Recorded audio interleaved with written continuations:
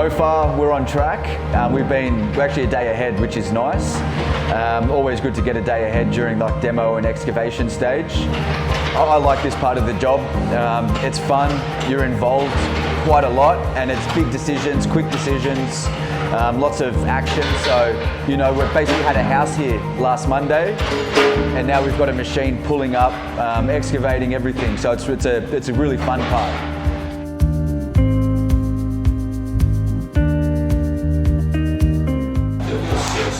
I don't have a circ, so it's in the shop.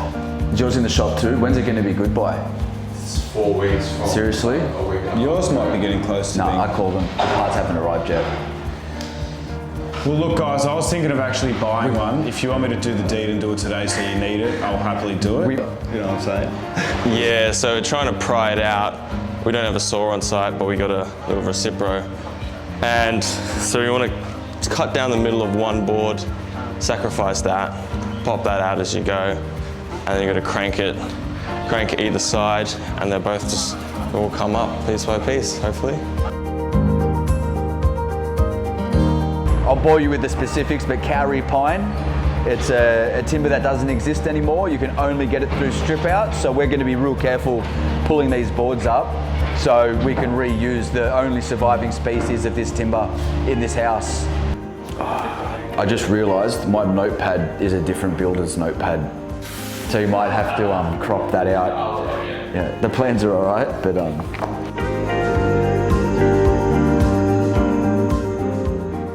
We're just measuring currently structural steel distances on a program that we use to get accurate measurements so that we can place an order on the structural steel that's due to arrive on site next week. So concrete slab's going down as early as next week. First thing that needs to happen after the slab goes down is for the structural steel frame or the portal frame to go up. We've usually got about a 5-day lead time for anything to be fabricated, or if it's sent to site raw, it's about 2 days.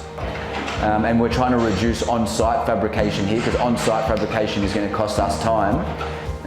We're using a software program here that measures the site, basically gets you accurate measurements, tracing through like a PDF format. Nick's the guru on that. I've got it up now, dimension-wise too. This block here, you can see the mortar joint on that block. Take that one, leave this last one here. That's the big one supporting this wall. So that footing goes, and the rest of them go. Keep the paving slab. This is good though. So slab thickness 120, this can stay, doesn't matter what's under there, but this has all got to go along the perimeter.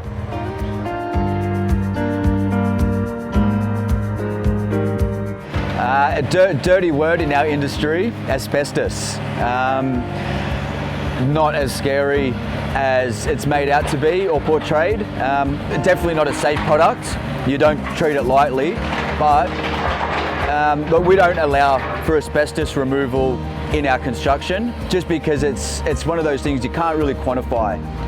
We've pulled up the slab here today and we found 50 to 100 small broken pieces of asbestos this size. The previous renos just demoed it, throwing it under the slab, didn't want to deal with it.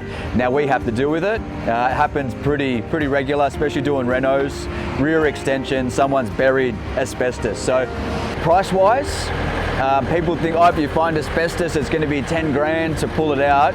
No way. Like, you're looking at about $300 to $400 a ton to remove asbestos. Tipping of general waste, bricks, concrete, rubbish, is $350 a ton. Same price. Handling it is usually where the numbers go up. So in this instance, we can handle it very safely. But if your roof is lined with asbestos sheeting, pulling that down is quite dangerous. So you usually have to get a team in. We hear stories of people getting quotes for like $10,000 or $15,000 for asbestos removal. Like if you've got an asbestos shed, 15 grand. So do your due diligence, get a few quotes if you are doing something yourself. But yeah, definitely not as scary as it's made out to be. But don't do it yourself. You need to treat it with the respect it deserves because it is a dangerous product. Yes. Yeah, that board's trash, that's fine.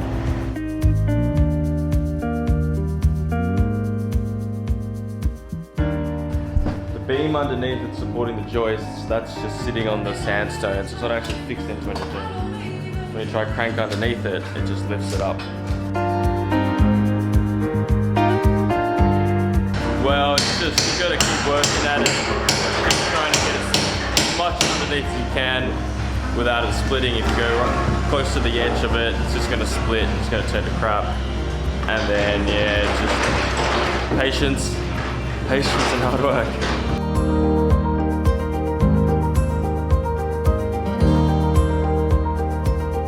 In the ground, everything can be reused. So separating sandstone, concrete, bricks. You should then have a nice virgin excavated material, so really clean, earthy soil, and then any plant matter. And then you've got your load of rubbish. So we might just get a skip in for that one. It's not worth a truck run. We're big on recycling everything. So, I mean, we've stacked 1,000 bricks that have come out of this wall to be reused in the house. Yeah, everything that's been excavated here is going to go to the right place. We're really big on sustainability. You have to be these days. If you're not, you're behind the 8 ball. So yeah, get on board, be sustainable. It's not difficult, it's not expensive. It's really the only way to build.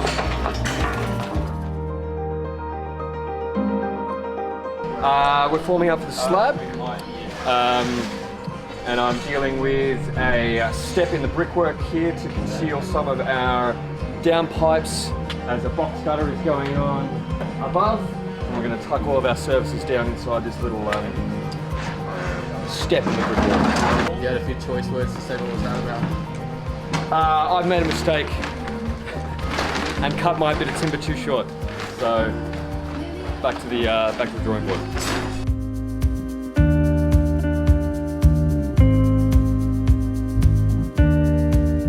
We've got 2.4 driveway width. I feel like it's just going to be get him as far as he can, and then we'll have to handle them from inside. We've got the front yard, so worst case scenario, he doesn't get up, he's in the front yard. Just arranging delivery of our dry press bricks for all the exposed external brickwork. Yeah, so 2,500 beautiful bricks from PGH are going to come next week. So just trying to work out the right truck for the site. So they've got 3 trucks. They've got a rigid truck with a crane, a rigid truck with a fork, and a semi-trailer with a fork. So depending on how many bricks you're bringing in, 5 pallets for us, 5 pallets, 2,500 bricks, smaller truck with a forklift that won't fit down our driveway. So there's going to be some man hours to cart those bricks from the front of the property to the back. It's 9 tonne of bricks, so it's not something easy to move. What, we've got 12 bricks per load. Smash it before smoko. 4 hours worth of work, I reckon. Especially for Connor. Yeah, Connor's on it. That's it.